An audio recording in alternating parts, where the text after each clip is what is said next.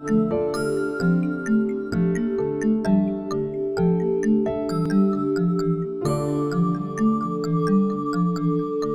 So just to kick things off, tell us about yourself. Tell us about yourself and your career and journey up to now.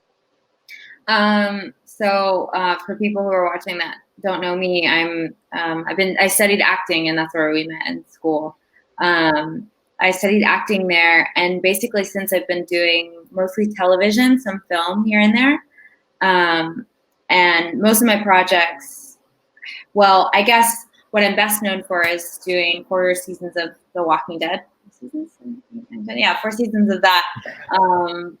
Playing like a bad girl savior, Laura. Another show that I worked on for a while was Six, which was a Navy SEAL drama on the History Channel. I started my career out with doing an episode of House of Cards. So yeah, television just started to gain some momentum for me, and so that's where I found myself. And I always really wanted to produce a story of my own, and so me and some friends, people that I always wanted to work with, ended up producing our own feature, which ended up being SCORN. Mm-hmm. Which was really good. I thoroughly enjoyed watching it because it's so great to see indie features, but it's something else to see indie features with people that you know. Because I'm familiar with most people that worked on that set. So kind of talk a bit about that, like making a feature with your friends. Like I feel as a filmmaker and as a creative, making shorts with your friends is pretty standard. But when you make a feature with your friends, like how'd that experience how'd that go? Making a feature with nobody had a rich uncle that was like giving money to the film. None of us had any sort of established audience to give resources as well. It was a really difficult process. Basically, I went to Jonathan Faircloth Kirk, who was the writer and director of the project. Do you know Jonathan? Yeah. Well, I know of him. I think I met him once. Okay. Yeah. Okay. And I basically just asked him to write a script with a great role for me to act in, Alexander McPherson. And so that's how it began. It took some convincing, and we did the whole crowdfunding thing where we raised $3,000, but the majority of our micro budget ended up being us just throwing our savings in, because we all really were invested in telling the story and making our own film. So that's where the money to make it came from. Asking a lot of favors, a lot of people working for little or nothing. That whole SCORN came about from like a lot of people doing me a huge favor, me and other people in the film. And that's kind of like the game, and that's why I'm just so glad that we finally finished it. Because, all those people put so much into it. You got to like finish the thing, Mm-hmm. For sure. And film isn't easy. TV isn't easy. Features. Yeah. Congratulations on you guys for finishing it, because seeing it gone from some of my friends being on set to now seeing it on Amazon is like, I'm not even a part of the project, and that's surreal for me. So I can sit in the credits and point at names, be like, I know them. Yeah, it was like we all had ideas about how we wanted to make it, but then once we made the film, we were like, all right, I guess now's the time where we start learning about how to distribute a film, which none of us knew anything about. And our producer, Dominic DiMaria, basically carried the thing on his own shoulders throughout post-production.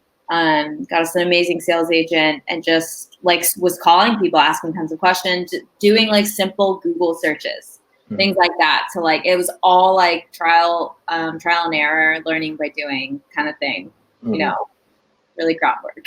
For sure. I mean, that's what you got to do. And like, how scary was that? There were long periods of time where I was like, oh, man, like I didn't see like an end I didn't see an end in sight. I didn't know how we were gonna get it done, because this is something I've never done before. It was something none of us had ever done before. We're all artists, so trying to learn this other skill of marketing and distributing, it was just completely foreign. But I'm really glad that we got here, because I really do feel like living in 2020 means that you can learn any skill through YouTube, through Skillshare.com. Like it used to be like the free knowledge was like encyclopedias, but like now we have like, you can learn anything on the internet, including how to distribute your own film. So it was totally like a testament of if you have the willpower, you can do it.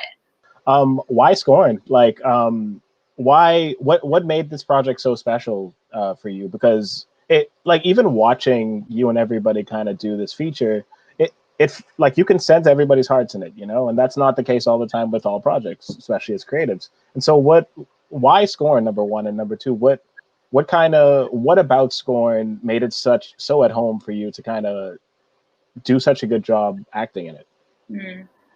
You know, it's the first, we started out making a completely different film. And by started out, I mean, we had gotten into the first or second draft of a different script. And that script was called Venus in Furs, which we reference in the scenes that we are improving in the movie. Those were that was originally the movie we were going to make. Oh. So Merrick's whole idea for this new movie called Venus in Furs, and she's in the brook and he finds her, that was going to be the movie we were going to make. So, and for some reason, Jonathan just like was like, I loved it. I loved the idea. And Jonathan was just like, no, I don't want to make this movie. And then he sent us a different script, and he was like, I want you to think like Who's Afraid of Virginia Woolf? And then he sent us this Valley of Dying Stars, now SCORN. And Dominic, our producer, puts it really well when he says that basically SCORN, I mean, this was 4 years ago. We were just finishing up film school, finishing up acting school. SCORN was essentially a love letter to our future selves about like what can happen, how things can go so horribly wrong. I mean, pursuing fame, you know, trying to like work your way up in some Hollywood elitist type crowd, things can go really wrong. You can lose yourself. And so that was kind of the heart behind it.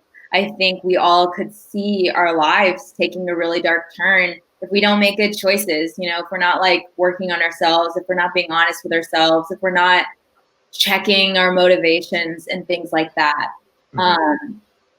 And I don't mean to paint Hollywood out to be some evil, bad, dark place. It is definitely not. It's just like a regular ass town, just like any other place. And there are tons of amazing people here. And there's tons of, you know, it's just, you find the same stuff. But, you know, at those parties with, you know, where people making tons of money and there's like hard drugs, right? Like things can happen and things can like spin out of control really quickly. So Gotcha. that was the message behind it.